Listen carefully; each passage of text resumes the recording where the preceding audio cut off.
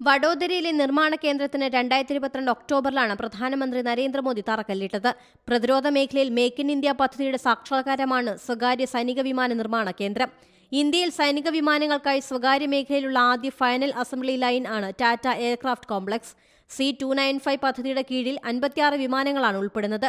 ഇതിൽ 16 എണ്ണം സ്പെയിനിൽ നിന്ന് ഇറക്കുമതി ചെയ്യുന്നത്.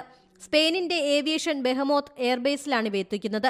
വിമാനങ്ങൾ എത്തിക്കുന്നതിനായി 2021 ഇരു രാജ്യങ്ങളും തമ്മിൽ കരാറിൽ ഒപ്പിട്ടത്. ബാക്കി 40 എണ്ണം ഇന്ത്യയിലെ ടാറ്റ അഡ്വാൻസ്ഡ് സിസ്റ്റംസ് ലിമിറ്റഡ് കേന്ദ്രത്തിൽ നിർമ്മിക്കും. വിമാനങ്ങളുടെ നിർമ്മാണം, അസംബ്ലി ചെയ്യൽ, പരിശോധന, യോഗ്യത നൽകൽ, വിതരണം, അറ്റകുറ്റപ്പണികൾ തുടങ്ങി മുഴുവൻ പ്രക്രിയകളും സ്വകാര്യ കേന്ദ്രത്തിൽ നടക്കും. ടാറ്റയ്ക്ക് പുറമെ സ്വകാര്യ മേഖലയിലെ മുൻനിര പ്രതിരോധ യൂണിറ്റുകളായ ഭാരത് ഇലക്ട്രോണിക്സ്, ഭാരത് ഡൈനാമിക്സ്, സ്വകാര്യ സംരംഭങ്ങൾ എന്നിവരും പദ്ധതിയിൽ ഭാഗമാവും. ടാറ്റ വിമാന നിർമ്മാണ സൗകര്യം ഇന്ത്യ സ്പെയിൻ ബന്ധം ദൃഢമാക്കുമെന്ന് ഉദ്ഘാടനം നിർവഹിച്ച പ്രധാനമന്ത്രി പറഞ്ഞു. പദ്ധതിക്ക് പിന്നിലെ ബുദ്ധികേന്ദ്രമായ അന്തരിച്ച രത്തൻ ടാറ്റയ്ക്ക് പ്രധാനമന്ത്രി ആദരാഞ്ജലി അർപ്പിച്ചു. 2021 രത്തൻ ടാറ്റയാണ് പദ്ധതി ആദ്യം വിഭാവനം ചെയ്തത്. ഇന്ത്യൻ സ്വകാര്യ മേഖലയിലെ വലിയ നേട്ടമാണ് C-295 പ്രോജക്റ്റ് എന്ന് കേന്ദ്ര പ്രതിരോധ മന്ത്രി രാജ്നാഥ് സിംഗും പറഞ്ഞു. ഒരു സ്വകാര്യ കമ്പനി ഇന്ത്യയിൽ പൂർണ്ണമായും ഒരു സൈനിക വിമാനം നിർമ്മിക്കുന്ന ആദ്യ പദ്ധതിയാണിത്.